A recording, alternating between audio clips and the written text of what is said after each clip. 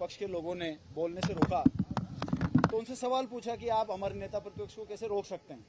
इसी बात के ऊपर बतंगड़ उठा के, क्योंकि उनकी किरकिरी राजस्थान के लोगों के सामने आ रही थी, एक कानून मंत्री अपने ही बेटे को डबल एजी बना दे और अपने ही घर में जो आम भारतीय जनता पार्टी के कार्यकर्ता को या किसी अच्छे वकील को जो सरकार का अच्छा पक्ष रख सके, उसके अधिकार को अपने घर में देने की कोशिश करे, ये मुद्दा नेता प्रतिपक्ष उठा रहे थे।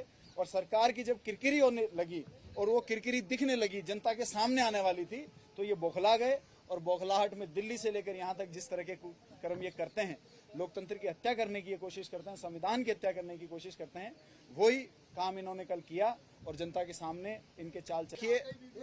बिल्कुल बिल्कुल ये मेरा वीडियो है, देखिए क्या होता है। वैसे तो मैं इस प्रकार की ओछी मानसिकता और सोच रखने वाले लोगों को जवाब कभी नहीं देता, लेकिन ये माताओं और बहनों की अस्मिता से उन्होंने जोड़ दिया, उसलिए एक जिम्मेदार नागरिक और जिम्मेदार जननेता होने के नाते मुझे वो बात आपको बतानी चाहिए। कल हुआ ऐसे कि सब लोग बिस्तर आ गए थे, सब बिस्तरों पे आराम से रिलैक्स हो गए थे। सुशीला डूडी जी बेंच पर बैठी हुई थी, पूरे दिन के हंगामे से बहुत थकी हुई थी।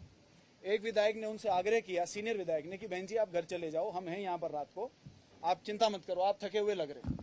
तब उन्होंने जवाब में ये कहा कि आप चिंता मत करो, अगर आप लोग यहाँ हो तो हम भी यहीं रुकेंगे।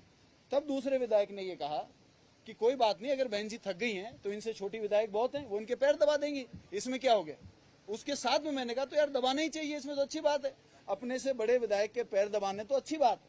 मैंने तो संस्कारों वाली बात करी।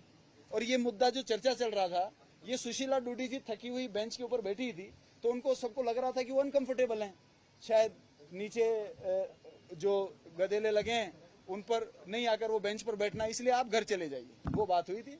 लेकिन देखिए, राजनीति के अंदर इस प्रकार के प्रहार होते रहते हैं। भारतीय जनता पार्टी के पास में कोई मुद्दा बचा नहीं है, इसलिए वो इस प्रकार के पहले का काट के, बाद का काट के, बीच का चला के, उसका अर्थ का अनर्थ करके चला रहे, और ये जनता के सामने आ चुका है। देखिए, ये तो निश्चित है कि मैं इसका जवाब नहीं देता, लेकिन मैंने जवाब दिया एक जिम्मेदार नागरिक होने के नाते। और दूसरी बात, जिन्होंने भी इसमें उत्तेजना दिखाई है और मेरी छवि को दुलमिल करने की कोशिश करी है, उनको मैं कहना चाहता हूं कि मेरे पिताजी एक बात कहते थे कि गुजर झगड़ा 3 पीढ़ी तक चलता है, 3 पीढ़ी 100 साल चलती है।